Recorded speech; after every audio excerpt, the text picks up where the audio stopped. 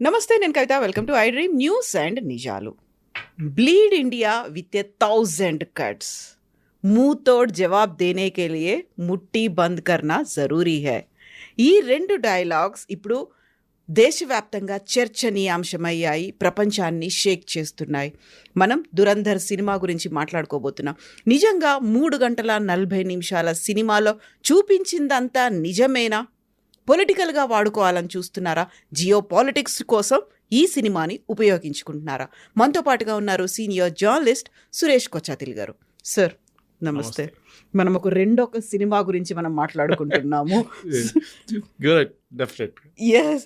So Dhurandhar అనే cinema అనేది ఇప్పుడు యాక్చువల్గా పాకిస్తాన్లో ఉన్నటువంటి సిచ్యువేషన్ని చెప్పడం కాదు, భారతదేశంలో ఉన్నటువంటి సిచ్యువేషన్స్ అండర్లయింగ్గా పేర్లని మెన్షన్ చెయ్యకుండానే అక్కడ క్యారెక్టర్స్ ఎవరు, సిచ్యువేషన్స్ ఏంటి, ఎవరి గురించి మాట్లాడుకుంటున్నారు అన్నీ చెప్తోంది. నిజంగా దురంధర్ ఇప్పుడు ఎందుకు వచ్చింది, దాని గురించి మనం ఎందుకని మాట్లాడుకోవాలి? నేను ఈ సినిమా చూడడానికి చాలా రోజుల నుంచి, అంటే రిలీజ్ అయినప్పటి నుంచి చాలామంది నాకు మెసేజ్ పంపిస్తున్నారు, సురేష్ గారు మీరు చూసారా లేదా, దాని తర్వాత ఒక రివ్యూ రాయాలి మీరు అని చెప్పారు, రివ్యూ షోస్ చేయమన్నారు. సో కొన్ని ఛానల్స్ అడిగారు, నేను చెప్పాను నేను ఇంకా చూడలేదు, ఎందుకంటే 3 గంటల 40 నిమిషాలు అంటే నాకు చాలా ప్రెషియస్ టైం అది. బహుశా 3 ఇంటర్వ్యూలు చేయొచ్చు అయిపోతాయి. సో కానీ నిన్న సాయంత్రం లాస్ట్ మినిట్ డిసైడ్ చేసి జూబ్లీ హిల్స్ బయలుదేరి లాస్ట్ టైం చూసుకుంటూ వెళ్తున్నాను థియేటర్లు, ఎందుకంటే ఆల్మోస్ట్ ఒక 20 థియేటర్లు నడుస్తుంది షో. అది ఒక్కొక్క థియేటర్లో 10 షోలు ఉన్నాయి కొన్ని థియేటర్లు అయితే. లాస్ట్ కవాడి కూడా చేరుకున్నప్పుడు ఎగ్జాక్ట్లీ 4:45 షో ఉంది. సో సత్వాల వెళ్ళి చూశాను, సినిమా చూసాను, అప్పుడే బుక్ చేసుకొని వెళ్ళాను. బాగుంది sir, this no doubt about it. చాలా మటుకు we can relate to the సినిమా. మీరు చెప్పినట్లు ఒక డిస్క్లైమర్ ముందే పెట్టేస్తే 3 గంటల 40 నిమిషాలకి మీరు కూర్చోవాల్సిన మీకు పేషెన్స్ ఉండాలి ఒకటి. రెండవది వైలెన్స్, బ్లడ్ షెడ్, ఎందుకంటే ఆఫ్కోర్స్ అడల్ట్స్ మూవీయే, కానీ మీ ఫ్యామిలీతో వెళ్తే కూడా మీరు వైఫో లేకుంటే మీ మిగతా సిస్టరో బ్రదరో వాళ్ళ మదరో ఫాదర్ని వాళ్ళు కూడా తట్టుకోవాల్సిన కొన్ని సీన్స్ ఉన్నాయి దాంట్లో, తట్టుకోలేరు వాళ్ళు, చాలా బ్లడ్ కర్డ్లింగ్ ఉన్నాయి. దాని తర్వాత లిబరల్ గాలీస్, పంజాబీ గాలీస్ అక్రాస్ ద బోర్డ్ నడుస్తున్నాడు, ఎందుకంటే పష్తూన్ వైపు కదా, అటువైపు Pakistan same culture, even censor cuts ఉన్నా. సో అక్కడక్కడ మ్యూట్ చేశారు కొంచెం, కానీ you can make out very clearly what they saying. Movie మొదలవుతుంది, నేను I don't want to play the spoiler, ఎందుకంటే మొత్తం సినిమా కథ చెప్పకూడదు, అందుకే మళ్ళీ సినిమా మీరు వెళ్ళి చూడాల్సిందే మన ప్రేక్షకులు. కానీ it starts in a very very desolate Kandahar runway. అక్కడ ఒక IC-814 ఎయిర్క్రాఫ్ట్ ఆగిపోయి ఉంటుంది. కింద the gentleman playing Ajit Doval's role Madhavan cigarette తాగి నిలబడుతున్నారు, ఎయిర్క్రాఫ్ట్ని చూస్తున్నారు. Then suddenly Jaswant Singh arrives, foreign minister అప్పుడు. హీ అరైవ్స్ అండ్ డిసిషన్ చెప్తున్నారు, క్యాబినెట్ డిసిషన్ ఏం జరిగింది. వాళ్ళ ముందు 30 టెర్రరిస్ట్ని అడిగారు. తర్వాత అజిత్ దోవల్ గారు మాట్లాడి దాన్ని 3 తగ్గించారు. At that point Ajit Doval చెప్తారన్నమాట, ఈ 3 కూడా నేను తగ్గించి 0 కూడా చేయొచ్చు, మీరు నాకు టైం ఇస్తే చాలంటే, then we don't have time అని చెప్తే దాని తర్వాత చాలా మటుకు ఎయిర్క్రాఫ్ట్ లోపల నడిచే కొన్ని బ్లడ్ కర్డ్లింగ్ వైలెన్స్ చూపిస్తారు. దాని తర్వాత the scene shifts to Delhi. దాని 3 మేజర్ ఇన్సిడెంట్స్ చూపించారు. అంటే భారతదేశంలో pre-2014 post-2014 ఒక డిఫరెన్స్ చూపించింది. ఇన్ఫాక్ట్ ఆ సినిమాలో ఒక డైలాగ్ ఉంది, ఒక టైంలో ఇంటెలిజెన్స్ రిపోర్ట్ తీసుకొస్తారు, రాక్ అక్కడి నుంచి వచ్చిన ఇంటెలిజెన్స్ రిపోర్ట్ తీసుకొచ్చి అజిత్ దోవల్ గారి దగ్గరికి ఇస్తే, యాక్షన్ తీసుకోవాలి సార్ మనమని అసిస్టెంట్ చెప్తారు. ఆయన అసిస్టెంట్ నహీ కర్ సక్తే, హిందీలో చెప్తారు, చేయలేం మనం. కానీ ఒకరోజు ఒక గవర్నమెంట్ వస్తుంది, ఆ గవర్నమెంట్ ఇప్పుడు చేద్దాం. That is a very subtle indication that Modi government వచ్చిన తర్వాత కథ మారిపోయిందని. ఇన్ఫ్యాక్ట్ సినిమాలో చాలా ప్లేసెస్లో, ఒకటి IC-814 గురించి చెప్పాను మీకు, అది కాకుండా పార్లమెంట్ అటాక్ చూపించారు, దాని కాకుండా 26/11. ఈ మూడిట్లో ఎస్పెషలీ 26/11 జరిగిన తర్వాత వాళ్ళే డిస్కస్ చేస్తున్నారు, మేము అనుకున్నాం ఇండియన్ గవర్నమెంట్ మమ్మల్ని వచ్చి కొడుతుంది, మమ్మల్ని టెర్రరిస్ట్ క్యాంప్ని అటాక్ చేస్తుంది అనుకున్నాం, కానీ ఎవ్వరు అక్కడి నుంచి మా మీద ఒక చుక్కది కూడా పడలేదు, ఇంపాక్ట్ కూడా లేకుండా మా మీద. That shows the helplessness. And in fact, the last scene in the movie where Ranveer is relaxing and saying, "ये नया भारत है, हम घर में घुस के मारेंगे." ఆ డైలాగ్ మోదీ గారు ఎప్పుడు చెప్తుంటారు. You can relate it immediately. మనకి ఎప్పుడు హిస్టరీ చూపిస్తే చాలామందికి అది బాధ అనిపిస్తుంది. ఇన్ఫ్యాక్ట్ మీరు రివ్యూస్ చూస్తే రితిక్ రోషన్ ఫస్ట్ ఒక రివ్యూ రాశారు, చిన్న ఇన్స్టాగ్రామ్ రివ్యూ రాశారు. దాంట్లో పొలిటిక్స్ గురించి కొంచెం కామెంట్ చేస్తారు, ఈ పొలిటిక్స్ తీసుకురావాలన్నా ఉండేలా అని చెప్పేసి, అవసరమా అని చెప్పి దాన్ని కాంగ్రెస్ వాళ్ళు తీసుకుని ఆడుకున్నారు. కానీ అదే దాని టైంలో ఆయన ట్విట్టర్లో ఒక ట్వీట్ చేసిండు విచ్ ఇస్ ఎగ్జాక్ట్లీ ఆపోజిట్ అని చెప్పారు. చాలా బ్రిలియంట్ యాక్టింగ్, అక్షయ్ ఖన్నా కానివ్వండి, రణ్వీర్ సింగ్ కానివ్వండి, సంజయ్ దత్, వీళ్ళందరూ చాలా బాగా యాక్ట్ చేశారు అని చెప్పి, మాధవన్ ఆల్సో అని మాట్లాడారు. అని దాన్ని ట్వీట్ చేశారనమాట. అది కాకుండా కొంతమంది రివ్యూస్ రాసిన వాళ్ళు రివ్యూస్ కనిపించకుండా పోయింది. ఎందుకంటే యాంటీ ఇండియన్ నెరేటివ్ కొంచెం రాయంగానే రైట్ వింగ్ వాళ్ళు వచ్చి అందరు కలిసి వాళ్ళ మీద అటాక్ చేస్తున్నారని చెప్పి. కానీ నేను ఈవెన్ హిందూ లాంటి పబ్లికేషన్ చదివాను which is a total communist news paper. వాళ్ళ దాంట్లో కూడా they have given not a great this one, కానీ బాగానే రాశారు రివ్యూ మూవీది. మనం ఎప్పుడైనా మూవీ చూసేటప్పుడు ఒకటి ఆబ్జెక్టివ్గా చూడాల్సింది ఏంటంటే రియాలిటీతో సమానం ఉందా, ఏమన్నా is it any connection with reality అంటే ఈ సినిమాలో చాలా మటుకు రియాలిటీతో కనెక్షన్స్ ఉన్నాయి చాలా చోట్ల. You can easily relate it. Benazir Bhutto photo, Zardari మాట్లాడుతున్నది కొంచెం పేరు ఎక్కడెక్కడ మార్చేసి పేర్లు పెడతారు వాళ్ళు, కానీ you can easily Pakistani politics, కరాచీలో ఉన్న పాలిటిక్స్, ల్యారీలో ఉన్న పాలిటిక్స్, అక్కడ ఓవరాల్ ఆర్మీ ఐఎస్ఐ కనెక్షన్స్, అది కాకుండా అక్కడ మనోళ్ళు వెళ్ళి భారతదేశాన్ని ఎవరైనా వెళ్ళి వాళ్ళు పట్టుకుంటే వాళ్ళని ఎట్లా ట్రీట్ చేస్తారు ఇదంతా చూపిస్తారు. ఇన్ఫ్యాక్ట్ ట్రైలర్లో మీకు కనిపిస్తుంది అట్లాంటి కొన్ని సీన్స్ కూడా. సో ఓవరాల్ దురంధర్ చూస్తే మన దగ్గర ఇప్పుడు కశ్మీర్ ఫైల్స్ వచ్చింది, దానికన్నా ముందు మనం చూసాం సర్జికల్ స్ట్రైక్ చూసాం, ఉడి, దట్ ఈస్ రియాలిటీ అగైన్. ఎందుకంటే జరిగిన ఇన్సిడెంట్ చూపించారు. ఇది ఒక ట్రెండ్ ఇప్పుడు భారతదేశం. And Aditya Dhar was the same director, Uri director కదా ఇక్కడ కూడా చేసింది. సో ఆ ట్రెండ్ ఏంటంటే మన దగ్గర జరిగిన ఇన్సిడెంట్స్ని మళ్ళీ చూపించడం ఒక ట్రెండ్ ఉంటుంది. ఫర్ ఎగ్జాంపుల్ ఇప్పుడు బంగ్లాదేశ్ వార్ 1971 మన Gulzar daughter has shown, Magna, ఆమె షూట్ చేసిన మనం శామ్ మనెక్షాస్ పర్స్పెక్టివ్, శామ్ బహదూర్ అని చెప్పి. చాలా మటుకు ఇప్పుడున్న ఈ ఏజ్ గ్రూపులు ఉన్న వాళ్ళకి అప్పుడు ఏం జరిగింది 71, even I was in school then, నాకు కూడా కొంచెం చాలా మటుకు తెలుసు. దాని తర్వాత చదివినప్పుడు మనకు తెలిసిపోయింది ఏం జరిగింది ఆ టైంలో. కానీ ఒక సినిమాటిక్ మోడ్లో తీసుకొచ్చేటప్పుడు ఒక పర్సనాలిటీ, శామ్ బహదూర్ లాంటి పర్సనాలిటీ, ఆయన లీడర్షిప్ క్వాలిటీ అంతా బయటకు వస్తుంది. ప్లానింగ్ ఏంటి, ఎగ్జిక్యూషన్ ఎట్లా చేస్తారు. ఇక్కడ ఈ స్టోరీలో కూడా అజిత్ దోవల్ గారు పాకిస్తాన్లో వెళ్ళి 6 సంవత్సరాలు ఉన్నారని మన అందరికి తెలిసిందే. అక్కడ వెళ్ళి he was staying as a రా ఏజెంట్ అండర్ గ్రౌండ్. ఆలోచించండి, పట్టుకుంటే చంపేస్తారు, చంపడం కాదు టార్చర్ చేసి చంపుతారు, మొత్తం ఇన్ఫర్మేషన్ తీసుకొని వాళ్ళు చంపేస్తారు. సో అజిత్ దోవల్ లాంటి మనిషి అక్కడ వెళ్ళి అక్కడ ఉండి అదే స్టోరీ పాసిబుల్ రణ్వీర్ సింగ్ చేశారు పాసిబ్లీ. ఎందుకంటే ఈ అటాక్స్ జరిగినప్పుడు Ajit Doval was in India, ఆ టైంలో ఆయన పాకిస్తాన్లో లేరు. దాని తర్వాత ఆయన అరుణాచల్ వైపు వెళ్ళి చైనాకు కూడా వెళ్ళారు, అక్కడ కూడా 5 సంవత్సరాలు ఉన్నారని చెప్తున్నారు. Ironically Ajit Doval is a Kerala cadre officer, కానీ ఆయన వచ్చింది గర్వాల్ నుంచి. So other end of it to down south. కేరళలో ఆయన చాలా చాలా తక్కువ పనిచేశారు. He was I think DSP of Kannur when ఆయన పినరాయి విజయన్ అరెస్ట్ చేశారు ఒక కేసులో. ఆ కేసు చాలా ఫేమస్ అయిపోయిన తర్వాత చాలా అన్సేవరీ ఇన్సిడెంట్స్ జరిగింది అక్కడ. కానీ ఈ మూవీకి తిరిగి వచ్చేటప్పుడు కవిత గారు ఈ సినిమాలో చాప్టర్ వైజ్ డివైడ్ చేశారు. మనం బుక్ చదువుతున్నప్పుడు chapter 1, chapter 2, chapter 3, chapter 4, chapter 5, chapter 6 and ఇంటర్వెల్కి వచ్చేటప్పుడు కూడా it leaves you the edge, ఏం జరగబోతుందో నెక్స్ట్ అని చెప్పి. చాలామంది నేను అబ్జర్వ్ చేశాను, వాళ్ళు స్నాక్స్ పాప్కార్న్ గీపాన్ తీసి జల్దీ వచ్చేసారు వాపస్. యూజువల్లీ బయట don't want to miss what happened after the interval అని. సాంగ్స్ కొన్ని ఎక్కువైపోయినట్లు అనిపిస్తుంది, నాకు కూడా అనిపిస్తుంది అది. But it added to the element of the movie. Especially Akshay Khanna ఒక డ్యాన్స్ చేస్తారు, మీరు చూసుంటారు. ఆయన ఒకటి పష్తూన్ ఏరియాలో వెళ్ళినప్పుడు ఒక డ్యాన్స్, అది కాకుండా పెళ్ళిళ్ళు జరిగినప్పుడు అక్కడ ఇంకో dance. And people say that reminds of his father Vinod Khanna's dance. చాలా బాగా చేశారు. Akshaye Khanna I think was a show stealer in this. Ranveer Kapoor is good, కానీ ఆయనకి ఎక్కువ ఎక్స్ప్రెషన్స్ కానివ్వండి, మిగతా అన్ని గడ్డంతో కవర్ అయిపోయింది, దాంట్లో కవరప్ అయిపోయింది. He was clean shaven Akshaye Khanna and చాలా బాగా చేశారు. బహుశా ఒక 20 minutes సీన్ కట్ డౌన్ చేయొచ్చు. రొమాంటిక్ సీన్స్ కానీ మిగతా పాటలు కానీ కట్ చేస్తే 3 hours 20 minutes దాకా కొంచెం టైట్ అయిపోతుంది.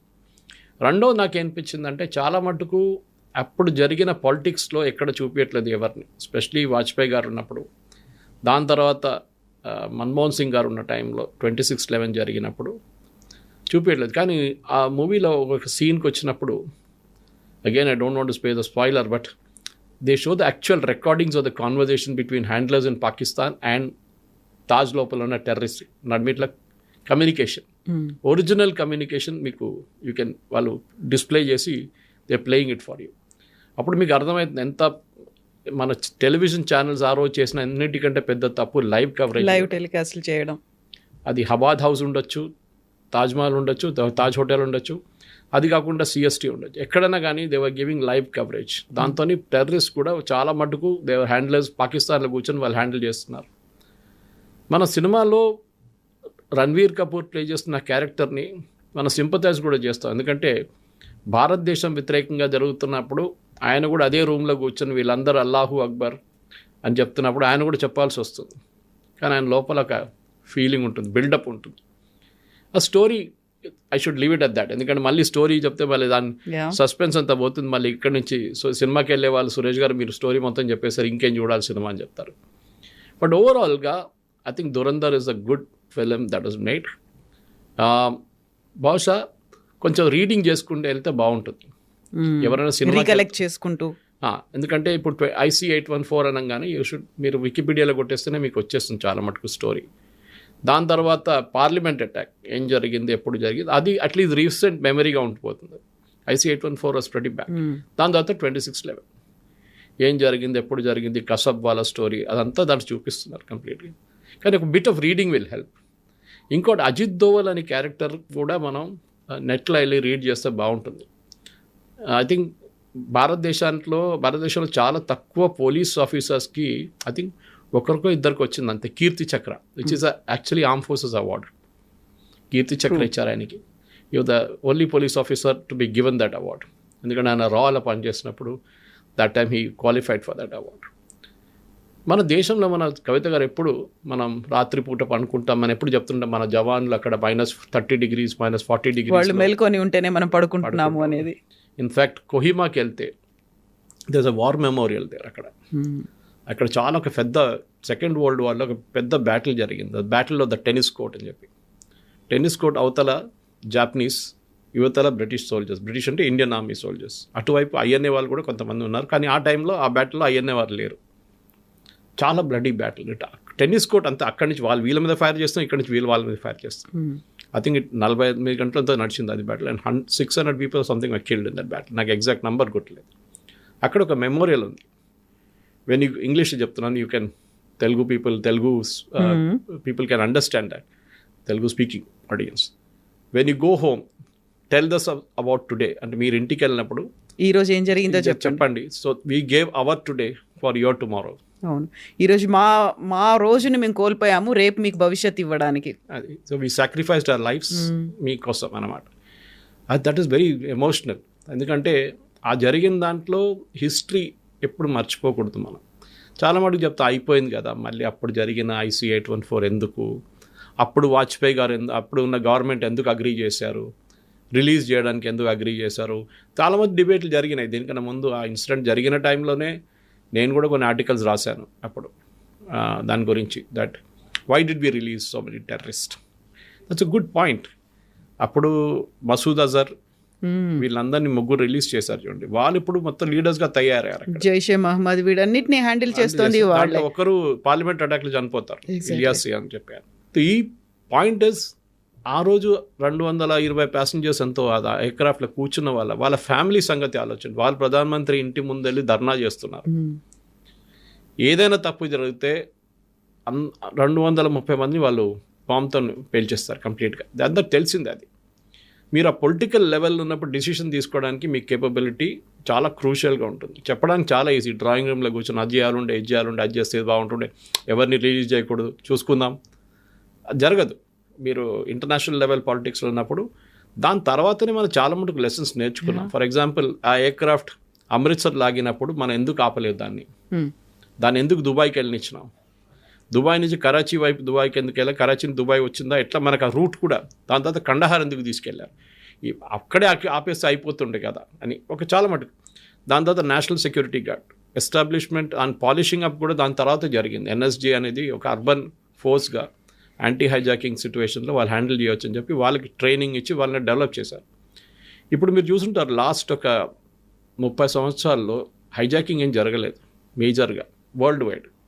అక్కడక్కడ చిన్న చిన్న చోట్ల గట్ల కానీ మేజర్ హైజాకింగ్స్ ఎక్కడ జరగలేదు. కానీ పానామ్ కానివ్వండి, దాని తర్వాత ఎంటెబేకి తీసుకెళ్ళిన ఎయిర్ ఫ్రాన్స్ ఎయిర్క్రాఫ్ట్, మన ఇదీ అమీన్ ఉన్నప్పుడు పాలస్తీనియన్ టెర్రరిస్ట్ తీసుకెళ్లారు ఇజ్రాయలీ హాస్టేజెస్ని, బ్యాటిల్ ఎట్ ఎంటెబే అని చెప్పి చాలా మంచి ఫిలిం కూడా వచ్చింది దాన్ని. ఒక మోడర్న్ సివిలైజేషన్లో మనం బతుకుతున్నప్పుడు టెర్రరిస్ట్ గ్రూప్తో ఉన్నప్పుడు చాలా మటుకు స్టోరీస్ ఇట్లా వస్తుంది మనకి. మీరు ఇజ్రాయలీ మొసాడ్ స్టోరీస్ చూసి టెలివిజన్ చాలా ఉన్నాయి యూట్యూబ్లో. వాళ్ళు ఒక్కొక్క టెర్రరిస్ట్ని ఎట్లా చంపారు, యుఎస్ సులేమానీని ఎట్లా చంపారు, Iranian scientist, there lot of such stories. కానీ దురంధర్ అనేది ఒక ఫ్లాష్ బ్యాక్ లాగా మనకి, that we're bringing it back.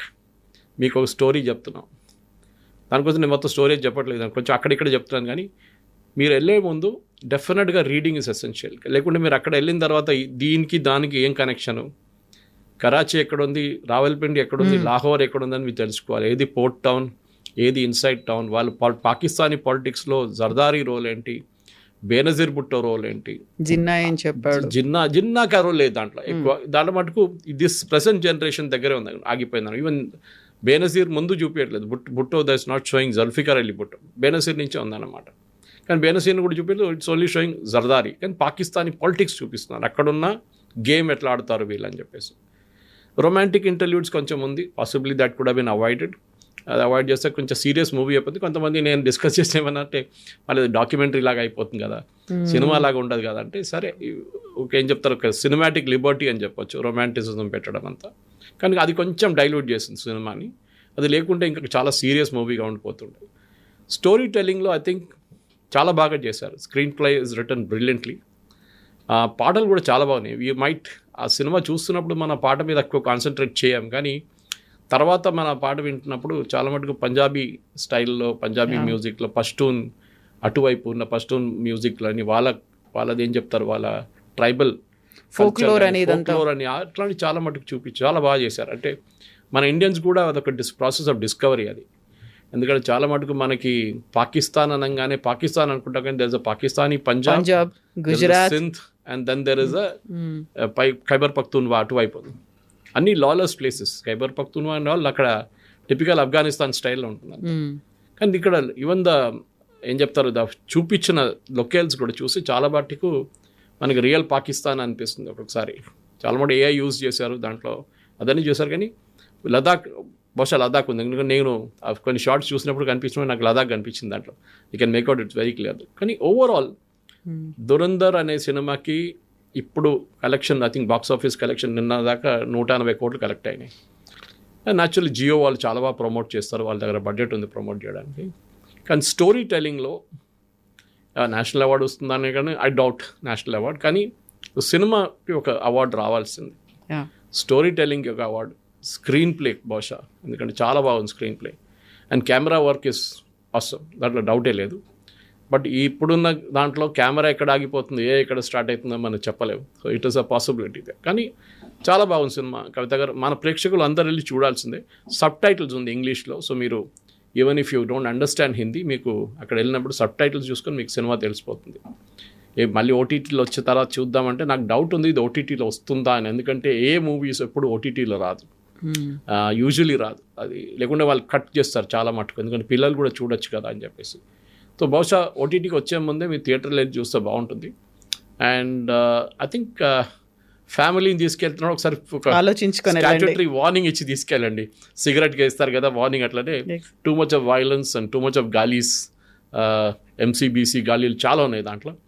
And yes, కొన్ని వైలెన్స్ అయితే మనం తట్టుకోలేము, అంత ఘోరంగా చూపించారు దాంట్లో.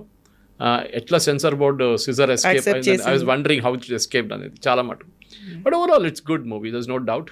చూడాల్సిన సినిమాని మిస్ చేయకండి.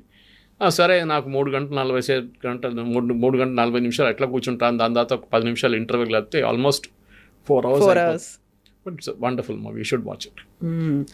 ఇంతసేపు మనం పాకిస్తాన్ వైపు నుంచి మాట్లాడుకున్నప్పుడు, దెన్ వాట్ అబౌట్ మన దగ్గర ఉన్నటువంటి ఇంటర్నల్ పాలిటిక్స్ అనేది కూడా, ఫేక్ కరెన్సీ దగ్గర నుంచి మాట్లాడుకుంటే, అండ్ నోట్ బంద్ కావచ్చు, లేకపోతే డిమానిటైజేషన్లో లాంగ్ క్యూస్లో వెయిట్ చేయడం అనేది కూడా, ఎంతసేపు మనం పాకిస్తాన్ యాంగిల్ నుంచి చూస్తామా, ఇంటర్నల్గా they didn't name any party, ఈ పర్టికులర్గా ఈ లీడరో లేకపోతే ఈ పార్టీయో అది మాట్లాడకపోయినప్పటికీ వీ కెన్ రికలెక్ట్ ఇండికేషన్స్ కొన్ని హింట్స్ ఇస్తూ ఉన్నారు. డెలిబరేట్ గా చేసినటువంటి ప్రయత్నమేనా అది? అవును, హిందీలో అంటారు సమజ్దార్ కో ఇషారా కాఫీ అంటారు. నిన్న రాత్రి ఒక చిన్న ఇన్సిడెంట్ జరిగింది. నేను ఇది ట్వీట్ చేశాను. సినిమా చూసి వచ్చి రాత్రి 1 గంటకు అనుకుంటా, 12 గంటలకు 1 గంటకు ట్వీట్ చేశాను. సినిమాలో ఒక సీన్ ఉంది మీరు చెప్పినట్లు, అది నేను దీంట్లో చెప్పలేదు కానీ కరెన్సీ నోట్స్ గురించి, భారతదేశంలో వస్తున్న ఫేక్ కరెన్సీ గురించి, దాని ఆరిజిన్ ఎక్కడి నుంచి అని చూపిస్తారు. అది పాకిస్తాన్లో ఐఎస్ఏ వాళ్ళకి యూనిట్ ఉంది, వాళ్ళు అక్కడి నుంచి ప్రింట్ చేసి 500 నోట్ పంపిస్తున్నారు, 500 ఓన్లీ. అప్పుడు మీకు అర్థమవుతుంది మోదీ గారు 500 డిమానిటైజేషన్ చేశారు. దాని తర్వాత ఇవాళ దాకా కాశ్మీర్ వ్యాలీలో ఫ్రైడే ప్రేయర్స్ తర్వాత ఎప్పుడు చూసినా రాళ్ళు విసురుతారు పిల్లలు, చిన్న పిల్లలు కూడా. అది కాకుండా ఆర్మీ ఆపరేషన్ జరుగుతున్నప్పుడు కూడా రాళ్ళు విసురుతారు వాళ్ళు వచ్చి. ఇప్పుడు మీరు అట్లాంటి ఒక్క ఇన్సిడెంట్ కూడా వినలేదు డిమానిటైజేషన్ తర్వాత. మీకు చాలామంది చెప్పొచ్చు అలా లాజిక్, డిమానిటైజేషన్ ఫెయిల్ అయింది, ఇప్పుడు కూడా చాలా మటుకు 500 నోట్ కరెన్సీ ఇప్పుడు కూడా ఉంది కదా అంటే ఎస్, అది ఎప్పుడు ఉంటుంది. ఇవాళ పాకిస్తాన్ కాకపోతే ఇంకెక్కడ ప్రింట్ చేసి వాళ్ళు పంపిస్తారు. ఎందుకంటే వాళ్ళకి ఏంటంటే ఇండియన్ ఎకానమీని డీస్టెబిలైజ్ చేయడం వాళ్ళ స్ట్రాటజీ. సో 10-100 రూపాయలు, 10-500 రూపాయలు ఉంటే దాంట్లో ఒక 500 రూపాయలు కలుపుకుంటే అది అయిపోతుంది, డ్యామేజ్ చేస్తుంది దాన్ని. అట్లా మీరు మల్టిప్లై చేసుకుంటూ పోతే చాలా మటుకు ఎస్, ఈవెన్ 500 నోట్స్ చాలా మటుకు ఫేక్ ఉంది. కానీ 1000 రూపీస్ ఇప్పుడు సర్క్యులేషన్ లేదు, 2000 కూడా తీసేశారు. So the maximum impact is on 500. So అక్కడ చూపిస్తున్న ఏంటంటే ఎట్లా ప్రింట్ చేస్తారు దాని గురించి నిన్న రాత్రి ట్వీట్ చేశాను నేను. That P Chidambaram and son Karti Chidambaram గురించి మెన్షన్ ఉంది దాంట్లో, చాలా క్లియర్ ఇండికేషన్. ఓకే, వీళ్ళిద్దరూ లండన్కి వెళ్ళి వస్తున్నప్పుడు దుబాయ్లో స్టాప్ అయ్యారు. అక్కడ ఈ ప్రింటింగ్ మిషన్ది కొన్ని ప్లేట్స్ ఉంటుంది, ప్రింటింగ్ ప్లేట్స్ అంటాం మేము, న్యూస్ పేపర్లో పనిచేసాను నాకు తెలుసు. ప్లేట్స్ ఉంటుంది, అల్యూమినియం ప్లేట్స్. అది చాలా హై సెక్యూరిటీ ప్లేట్స్ ఉన్నప్పుడు చాలా హై సెక్యూరిటీ ఉంటుంది దానికి. ఎవరు బయట దాన్ని వాళ్ళు వాడుకోరు ఎవరు. ఆ కంపెనీ మనకి ఇచ్చిన తర్వాత మన హైదరాబాద్లో ప్రింటింగ్ ప్రెస్ ఉండే ముందు, కానీ ఇప్పుడు ఇక్కడ అక్కడ కాయిన్స్ మింట్ చేస్తున్నారు. కానీ నాసిక్లో ఒక ప్రింటింగ్ ప్రెస్ ఉంది మనకి. అక్కడి నుంచి ఏం జరిగిందంటే ఆ స్టోరీ నేను ట్వీట్ చేసిన తర్వాత రాత్రి 1:20 కార్తీ చిదంబరం వచ్చి నా ఫేస్బుక్లో ఒక మెసేజ్ పెట్టారు. దాని స్క్రీన్ షాట్ నేను ఇవాళ నా ఫేస్బుక్లో షేర్ చేశాను, కొన్ని వాట్సాప్ గ్రూప్లో కూడా షేర్ చేశాను. మీరు వాట్సాప్ యూనివర్సిటీ నుంచి ఇదంతా తీసుకొచ్చారా అని చెప్పి. So I replied to him saying that ఒక స్టోరీ ఉంది, మీరు చూడండి, మీకు గుర్తుంటుంది. ఒక బ్రిటిష్ కంపెనీ ఉంది, RUVE something is companies name.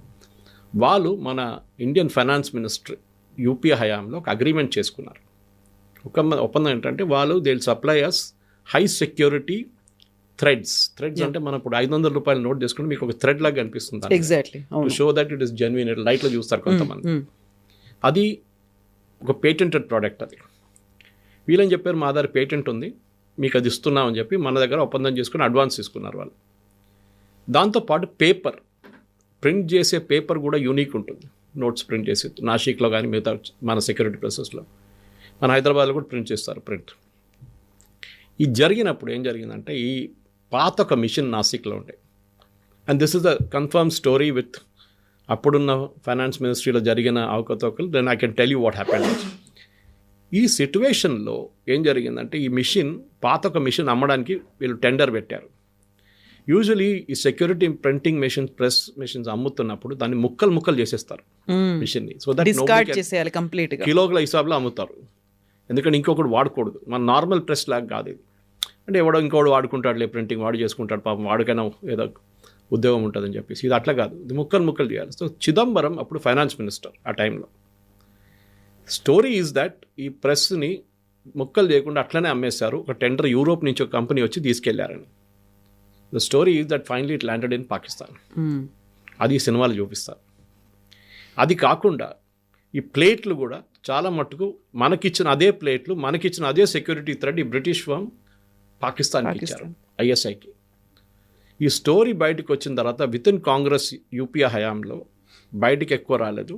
చిదంబరంని finance ministry post నుంచి మూవ్ చేసేశారు, ఆయన హోమ్ మినిస్టర్ చేసేశారు. ప్రణబ్ ముఖర్జీ గారిని తీసుకొచ్చారు. ఆయన రాగానే ఏం చేయండి, ఫస్ట్ ఈ కాంట్రాక్ట్ క్యాన్సిల్ చేసేసాడు, బ్లాక్ లిస్ట్ చేసేసిండు ఆ కంపెనీ, బ్రిటిష్ కంపెనీ. మీతో ఏం రిలేషన్షిప్ లేదు, మీ దగ్గర ఏమైంది దాని మొత్తం నాకు రిటర్న్ చేసేసేయండి అని చెప్పారు.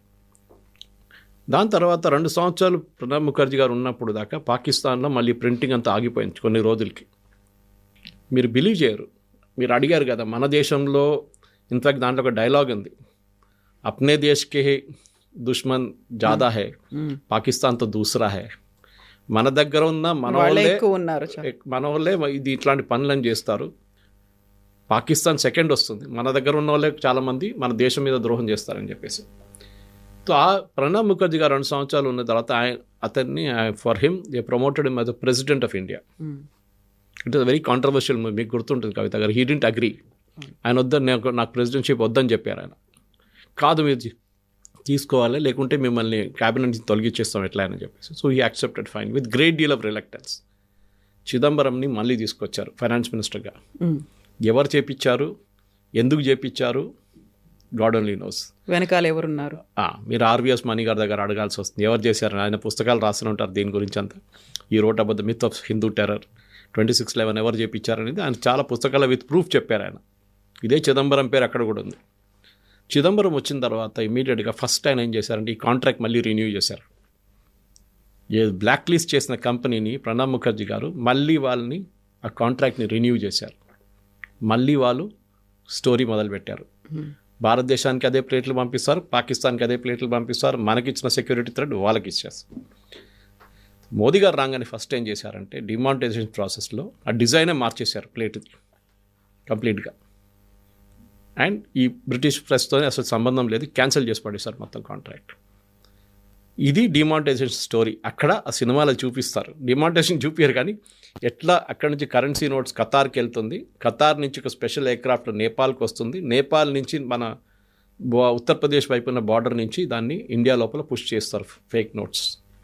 పెద్ద జరిగిన స్టోరీ అది సినిమాలో చూపిస్తున్నారు. మనం కూడా అర్థం చేసుకోవాలి ఎందుకు జరుగుతుంది, ఏం జరుగుతుంది అనేది. ఫేక్ నోట్ స్కాండల్ ఎందుకు డిమానిటైజేషన్ తర్వాత కాశ్మీర్లో అక్కడ టెర్రరిస్ట్ ఇన్సిడెంట్స్ కానీ మోస్ట్ ఇంపార్టెంట్లీ స్టోన్ థ్రోయింగ్ ఎందుకు ఆగిపోయింది, అది డిమానిటైజేషన్ కనెక్షన్. అది కూడా సినిమాలో చాలా బాగా చూపించారు. And I think it's a good wake up call. దాని తర్వాత ఈ ట్వీట్ చేసిన తర్వాత నేను చెప్పినట్లు కార్తీ చిదంబరం 1:20 పొద్దున్న నాకు మెసేజ్ పెట్టిండ్రు, వాట్సాప్ యూనివర్సిటీ నుంచి వచ్చి ఉంటుంది అంటే. I immediately challenged him saying that నేను మీకు ఇంకా డీటెయిల్స్ కావాలంటే అప్పుడున్న న్యూస్ పేపర్ ఆర్టికల్స్ అని పంపిస్తాను, మీరు చెప్పండి ఇది ఫేకా లేదా అని చెప్పండి అని. దాని తర్వాత he has not replied so far. So ఈ దురంధర్ మూవీ అనేది ఈ కాలంలో ఒక సెన్సేషన్ క్రియేట్ చేస్తుంది. ఎట్ ద సేమ్ టైం ప్రతిసారి ఇలాంటి మూవీస్ రిలీజ్ అయినప్పుడల్లా కూడా ట్రెమోర్స్ అనేవి కనిపిస్తూనే ఉంటాయి. తెలుగులో అయితే భుజాలు తడుముకోవడం అనేటువంటి ఒక కాన్సెప్ట్ ఉంటుంది. అది ఎవరిని ఉద్దేశించి తీసిన సినిమా, యాక్చువల్గా దాన్ని ఎవరికి కోరిలేట్ చేసుకోవాలి అనేటువంటిది. ఈ టైంలో ఇంత పెద్ద ఎత్తున రావడం వెనకాల కూడా ఒక ప్రొపగాండా అనేది ఉంది అనే వాళ్ళకి ఏం చెప్తారు? ఎలక్షన్ లేదు కదా ఇప్పుడు, ఏదో 2029లో వచ్చే ఎలక్షన్ ముందు 28కి వస్తే మీరు చెప్పొచ్చు yes, but there is a part 2 coming. దాంట్లో చూపిస్తారు, లాస్ట్ డేట్ కూడా పెట్టారు 2026, ఐ ఫర్గెట్ ద మంత్, చూపిస్తారు 2026లో పార్ట్ 2 వస్తుందని. సో పార్ట్ 2లో ఏం చూపిస్తారని ఇప్పుడు చాలామందికి టెన్షన్ అయిపోతుంది. ఆదిత్య ధర్ ఏం స్క్రిప్ట్ రాస్తున్నారో, దాన్ని ఎవరెవరిని తీసుకొస్తున్నారు బయటికని. ఎందుకంటే చాలా మటుకు మనం అండర్ ద కార్పెట్ తోసేసాం జరిగిందంతా. నేను చిదంబరం గారి రోల్ దీంట్లో చెప్పినప్పుడు కాంగ్రెస్ వాళ్ళే మాట్లాడుతున్నారు దాని గురించి. ఆ టైంలో ప్రణబ్ ముఖర్జీ గారు మాట్లాడారు దాని గురించి. దాని తర్వాత ఆయనకి బీజేపీ వాళ్ళు వచ్చి ఆయనకి ఇచ్చిన రెస్పెక్ట్ ఇచ్చారు ప్రణబ్ ముఖర్జీ గారికి, భారతరత్న ఇవ్వడం అంతా. దాని ముందు కాంగ్రెస్ వాళ్ళు ఎప్పుడు చేయలేదు కదా. ఆయన కాంట్రాక్ట్ క్యాన్సిల్ చేశారు. వీళ్ళకి చాలామంది కోపం ఉండే కాంగ్రెస్ పార్టీలో, పాకిస్తాన్తో ఏం కనెక్షన్ అని చెప్పి. 26/11లో మీకు అదే కనెక్షన్ కనిపిస్తుంది. ఆ రోజు I'm slightly digressing from the topic, RVS Mani గారి బుక్లో కూడా ఉంది. ఫస్ట్ బోట్ కరాచీ నుంచి బయలుదేరినప్పుడు, కసబ్ వాళ్ళతో బయలుదేరినప్పుడు ఇండియన్ ఇంటెలిజెన్స్కి రిపోర్ట్ వచ్చింది that there is going to be an attack on Gujarat. వాళ్ళు మిస్గైడ్ చేశారు, వాళ్ళు గుజరాత్ వైపు వస్తున్నారని చెప్పి. ఇండియన్ కోస్ట్ గార్డ్ ఇండియన్ నేవీకి ఇన్ఫర్మేషన్ ఇచ్చారు. Indian navy and Indian coast guard వాళ్ళ షిప్ని ట్రేస్ చేశారు ఇంటర్నేషనల్ వాటర్స్లో. అప్పుడే పట్టుకుంటుంటే 26 కాకపోతుండే, అట్లీస్ట్ దాన్ని బోర్డ్ చేసి చెక్ చేస్తే AK-47 అనేది దొరికేది. దాన్ని చాలామంది చిదంబరం అట్లా చెప్పలేదు, అట్లా ఏం చేయలేదంటే పార్లమెంట్లో ఒక క్వశ్చన్ ఉంది. December 9th, I think 2009 అది జరిగిన అదే టైంలో 26/11 జరిగి 1 నెల తర్వాత చిదంబరం గారు శివరాజ్ పాటిల్ని మినిస్ట్రీ నుంచి మూవ్ చేసి చిదంబరం గారు హోమ్ మినిస్టర్ అయినప్పుడు చిదంబరం గారు పార్లమెంట్లో ఇచ్చిన రిప్లైలో ఈ రిప్లై ఉంది. Yes we were aware of the boat but we let it go. మీరు ఒక సెక్యూరిటీ గార్డ్ని అడగండి మన బిల్డింగ్లో, మీ ఛానల్లో ఉన్న ఒక సెక్యూరిటీ గార్డ్ని, ఒక సస్పిషియస్ క్యారెక్టర్ కనిపిస్తే రాత్రిపూట వదిలేస్తారా? పోనీ ఆయన బిల్డింగ్ లోపలికి పోనీ అని ఇస్తారా? పోనీయరు, మన వెంట పడతారు. తెలిసిన తర్వాత ఎందుకు చేశారని చెప్పి ఆర్వీఎస్ మణి గారితో నేను కూడా 2 ఇంటర్వ్యూలు చేశాను ఆయనతో. అండ్ ఈజ్ రిటర్న్ ఎక్స్టెన్సివ్లీ 3 బుక్లు రాశారు దీని గురించి అంత ప్రూఫ్తో సహా, ఏదో గాల్లో మాట్లాడడం కాదు మనకి. సో ఇట్లాంటి దానికి బహుశా నెక్స్ట్ పార్ట్లో ఇదన్నీ బయటికి రావచ్చు. ఇట్లాంటి అప్పుడు జరిగిన ఇట్లాంటి అండర్ హ్యాండ్ డీలింగ్స్ కానివ్వండి, చాలా మటుకు స్కాండల్స్ కానివ్వండి, అదంతా బయటకు వస్తుందని డెఫినెట్గా నాకైతే అనిపిస్తుంది. ఎందుకంటే మొత్తం కవరేజ్ దీంట్లో రాలేదు. అప్పుడు జరిగిన ఇన్సిడెంట్స్ చాలా మటుకు సంజౌతా బ్లాస్ట్ కానీ, జర్మన్ బేకరీ బ్లాస్ట్ కానీ, ఈవెన్ మాలేగాం బ్లాస్ట్ కానీ, చాలా మటుకు ఇన్సిడెంట్స్ ఎక్కడ జరిగింది, ఎందుకు చేశారు, ఎవరు చేశారు అనేది దాని వెనక పెద్ద కథ ఉంది. ఒకటి 26/11 జరిగిన రోజు 11:40 national security guard black cat commandos 80 మంది ఒక ప్లేన్లో ఢిల్లీలో కూర్చున్నారు, ready for departure for Mumbai. వాళ్ళని 2.5 గంటలు డిలే చేయించారు శివరాజ్ పాటిల్. వెళ్ళనీయలేదు. ఎందుకు? తర్వాత వచ్చిన ఎంక్వైరీలో అంతా బయటపడ్డది. కానీ ఇప్పుడు కూడా మోదీ గవర్నమెంట్ తప్పుపడుతున్నాను నేను. 26/11 దాకా ఎంక్వైరీ జరగాలండే. They should have been an enquiry, public enquiry. కానివ్వండి, పాకిస్తాన్కి చాలా మటుకు ఇన్ఫర్మేషన్ తెలిసిపోతుంది, తెలియనండి, నో ప్రాబ్లం. కానీ మన దగ్గర ఎవరెవరు మన దేశం మీద ద్రోహం చేశారో వాళ్ళని అందరినీ బయటకు తీసుకురావాలండి. వాళ్ళు ఇప్పుడు కూడా చాలా పెద్ద మనుషులుగా తిరుగుతున్నారు మన దేశంలో. వాళ్ళని ఎక్స్పోజ్ చేయాలి. అని ఈ సినిమా దురంధర్ కూడా చాలా మటుకు అది చేశారు. మనం వర్కౌట్ చేయాల్సింది చాలా మటుకు. అట్లనే మీరు చెప్పినట్ల పేర్లు చెప్పలేదు, సిచ్యువేషన్ చూపించారు, జరిగింది చెప్పించారు. So you have to work out and infer who it was for. నేను చేసిన దానికి కార్తీ చిదంబరం నన్ను రాత్రి రెస్పాండ్ అయ్యాడంటే he felt guilty that he is the candidate who is mentioned in the movie అని. సో వాళ్ళని వాళ్ళు చూసుకోగలుగుతారు. గిల్టీ ఫీలింగ్ అంటాం మన ఇంగ్లీష్లో. గిల్టీ ఫీలింగ్ వచ్చిందన్నమాట. అది కాకుండా చాలామంది ఆ సినిమాలు చూపించిన వాళ్ళు కూడా గిల్టీ ఫీలింగ్ ఉంటుంది. అజిత్ దోవల్ గారు స్టేట్మెంట్ చెప్పారు, ఈ చెప్పినట్లు మన గవర్నమెంట్ ఒకరోజు వస్తుంది, ఒకరోజు వాళ్ళు దీనికి రెడీగా ఉంటారు యాక్షన్ తీసుకోవడానికి, అప్పుడు దాకా మనం వెయిట్ చేయాల్సిందని చెప్పారు. సో 2000 అనుకున్న చేసి చూపించారా? 2014 తర్వాత అది జరిగింది. ఇంటెలిజెన్స్ రిపోర్ట్ చేతిలో ఉండి కూడా మనం ఏం చేయలేకపోయాం. 26/11 అక్కడి నుంచి మనకి హింట్ వచ్చింది, ఈవెన్ సినిమాలు చూపిస్తున్నారు అది. కానీ మనం ఏం చేయలేదు. ఎందుకు చేయలేదు అనేది ఇవాళ దాకా ఒక సీక్రెట్గా ఉండిపోయింది అది ఆ రోజు. సో దురంధర్ పార్ట్ 2 ఏముంటుంది, ఎలాంటి డీల్ చేస్తుంది? We need to wait 1 more year. Correct. Thank you sir. Thank you sir.